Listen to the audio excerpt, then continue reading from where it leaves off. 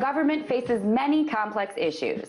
And because it is American, it addresses those issues in a very American way. With money! Just this week, a new study showed that the U.S. spends more than other developed nations on education every year. According to the report, the U.S. spent over $15,000 on each young person in the system in 2010. The average spent by all the other nations in the study was just over $9,000 for comparison.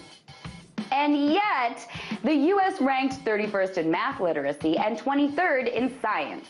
And parents and private sources still had to pick up a quarter of the bill. So the U.S. spent a ton of money and got bad results. That's something it does over and over again. For instance, the official federal budget for healthcare is over $80 billion. And yet, rising medical bills are expected to push 1.7 million American households into bankruptcy this year. So the government doles out $80 billion, and Americans still have to pay so much for healthcare that they have to go bankrupt. Obama just gave a long speech about climate change. The official federal budget for the Department of Energy, which is largely charged with increasing our use of clean energy sources, is $28 billion. And yet, through its own research, the U.S. ranks #2 for the most carbon emissions created by a country. Immigration is a hot-button issue right now.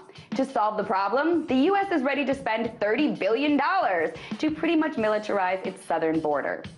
And yet, fewer than 250,000 immigrants were actually found to cross illegally last year, when the number used to be well into the millions. You get the point. Instead of developing meaningful reform, the U.S. government just throws money at its problems. That is probably a direct cause of why everything costs so much here and nothing ever gets solved. Because money doesn't make you smarter. It doesn't green the environment. It doesn't guarantee good health, and it certainly does not solve complex problems like immigration. It just creates an empty show and a lot of money in the pockets of bureaucrats. The bottom line is that the U.S. government can print up and spend all the money it wants, but that will never fix its real problem, and that is its gross addiction to money. Tonight, let's talk about that by following me on Twitter @TheResident.